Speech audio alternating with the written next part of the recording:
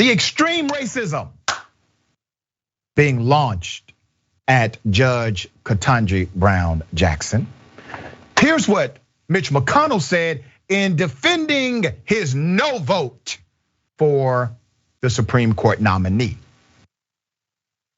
The Judiciary Committee has completed its hearing for Judge Ketanji Brown Jackson. I enjoyed meeting the nominee.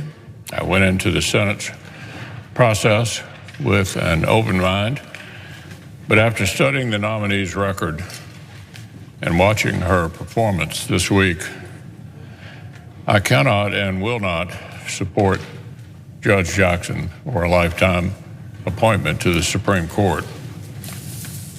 First, Judge Jackson refuses to reject the fringe position that Democrats should try to pack the Supreme Court. I assumed this would be an easy softball for Judge Jackson, but it wasn't. You know, the silliness of it all, a Supreme Court justice has no bearing on if Congress decides to expand the court. As a matter of fact, it's constitutionally allowable, and the Supreme Court has no bearing on it whatsoever. So because of something that she would never have to even interpret, something she would never have to do, a decision she would never have to make, Mitch McConnell says, I just can't do it. But he voted to approve this guy.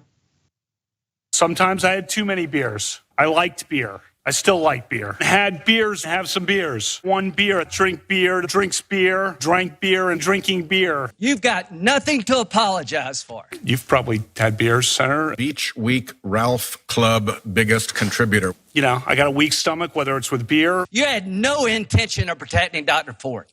None. She's as much of a victim as you are. I like You beer. haven't answered that. I like beer. I don't know if you do. Okay. Do you like beer, Senator, or not? What do you like to drink? Next one. Hanging out and having some beers with friends, which I gladly do, and which I fully embrace. Have you, I don't know if it's buffed or boofed. How do you pronounce that? That refers to flatulence. We were 16. When you see Sotomayor and Kagan, tell them that Lindsay said hello. You're asking about, blackout. I don't know. Have you? You see what I'm talking about?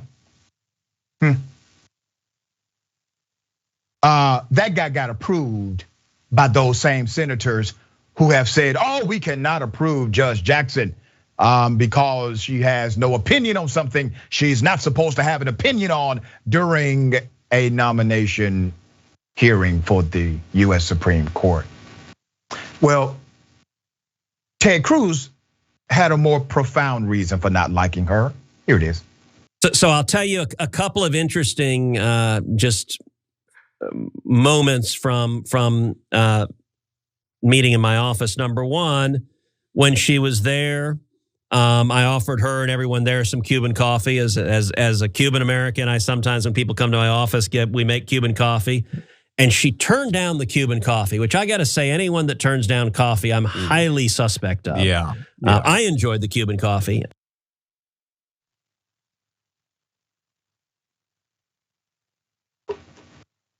Once again.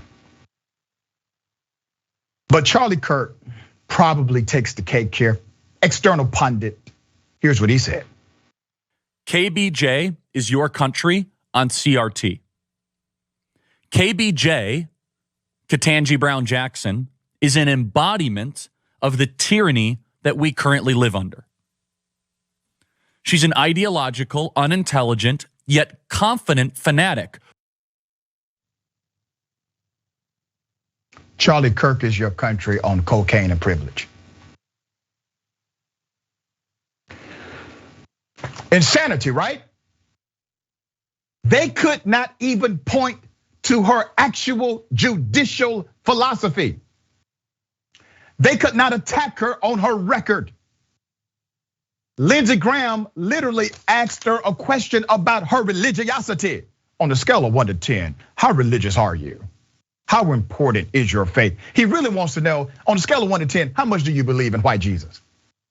Because that makes us feel comfortable. That's an illegal question according to the Constitution. No religious test can be applied to hold office in the United States of America. He was in violation of the Constitution. Judge Jackson reminded him of that because when she's approved, she will interpret the Constitution. That is the job of a Supreme Court justice. Nothing they have attacked her on deals with that. Fascinating. Jayar, thoughts? Well, at this point, their job after they went through these few days of ranting and raving and getting themselves on Fox News to talk about and make themselves a spectacle so that they can maybe raise their political name for maybe the presidency or maybe even just to win in 22. The whole idea after that is to then smear her further. So once she does get confirmed, that there's this stain over her name going in, so that for future reference, continually on and on again, it can be. You see all those soft on crime, unqualified justices they keep putting on. Anytime a Democrat is in office, they keep putting on the court. They just never really pan out, and they're always the worst of the worst. No matter what the reality is, you can never actually talk about the reality, because then people might start thinking, wow, it's weird how they had this opposition to these justices for absolutely no reason outside of it's just not their pick. Well, it's not your pick. There's people who didn't like the picks that you guys put on. Should the narrative then become, hey, you guys, you know what? Every time a Republican president puts a justice on the Supreme Court, they end up being part of an insurrection, a plan. Maybe their wife is a quote activist who decided to be a part of exchanging text messages with a former chief of staff to a president that said he's looking to overturn the election no matter what the reality is. Looks like they keep putting corrupt justices on the Supreme Court. Is that something we could say? Actually, it is something we could say, but we don't say that. This is where the difference becomes. It's a narrative versus reality. And they're just good at the narrative no matter what the reality is. And they were primed for this, especially when it comes to people like Charlie Kirk and Tucker Carlson. They're primed for this as soon as Biden said, yeah, I'm gonna nominate a black woman to the court. Yep. They were mostly frustrated by that because they said, oh, you've tied my hands. Now I have to be racist. Very well said.